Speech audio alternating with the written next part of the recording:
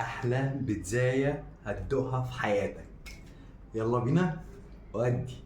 السلام عليكم ورحمة الله. النهاردة يا جماعة هعمل لكم احلى وصفة لاحلى فطار. النهاردة وصفتنا غير وصفة امبارح، هتبقى اسهل بكتير واسرع بكتير، وهعمل لكم احلى بيتزاية صحية تفطروا بيها النهاردة. يلا بينا.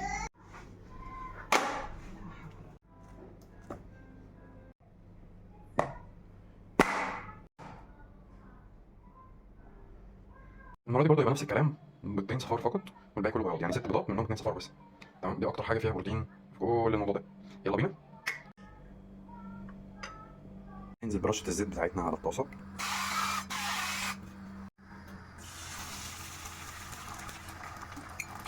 طبعا البيض ده احنا بنسويه كده، بنسويه الاول، مش مهم يبقى مستوي ازاي عشان هو كده كده اصلا هيخش الاير فراير، او نفس الكلام التورتيلا اللي هو خلة القمح، او في خبز الشوفان. خبز الشوفان ده برضه بيبقى مليان بروتين وكويس جدا، انا كنت بستعمله بس هو باظ عندي للاسف. يلا بينا. هحط العيش جوه الاير فراير كده، في صينيه جوه في صينيه جوه الفرن. يعني لو ما عملتش اير فراير فرن العيش كده، بعمل فرن العيش في الاير فراير كده. تمام، هتجيب معلقه واحده بس جبنه مطبوخه، اي جبنه مطبوخه انت حاببها، كده كده اصلا ما فيهاش اكتر من 50 كالوري، يعني معلقه واحده ما تحفش، هتحفش. تحطها كده وتقفل عليها. تمام، اول ما تحط طبعا حطينا مفرد منه، نحط شويه سلطه، ما نحطش كل السلطه مره واحده، انا عامل سلطه خفيفه قوي، كوتش او فلفل الوان حبه بسيطه بس كده.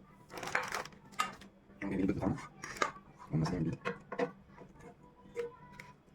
حاول يبقى كله جوه العيش، ما يبقاش حاجه طالعه بره. تمام، بعد ما عملنا كده نجيب السلطه بتاعتنا تاني، نحط حبه على الوش،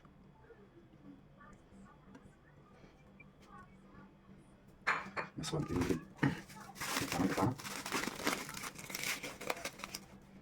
نحط قطعه كده وقطعه كده، 3 قطع، ما يا ريت ما تزودش عن 3، يا ريت نصوص قطعه مش قطعه كامله بس. طبعا ده تركي مدخن، خدنا شحتين تركي مدخن ونقطعهم عليه على الوش بس. طبعا 50 جرام موتزاريلا على الوش نقوم مدخلينها الفراير. عايز اقول لك اقسم بالله اقسم بالله البتاع ده لو كلت نصه وما شبعتش بحق، البتاع ده مشبع جدا، هيقعدك طول اليوم شبعان، دي حقيقه بجد. عايز اقول لك اتحداك لو قمت جعان بعد الاكله دي، اتحداك انت كمان لو حد قام جعان بعد الاكله دي او فكر ان هو محتاج معاها حاجه ثانيه، دي غلطتي اللي بغلطها على طول.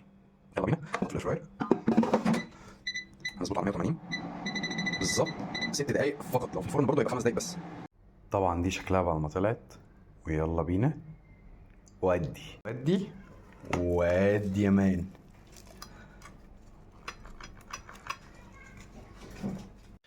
لايك وشير بقى لاخوك او لاخوكي على الوجبه الحلوه دي، وان شاء الله اكون اسعدتكم. كل يوم باذن الله هنزل لكم وجبه جديده احلى بكتير.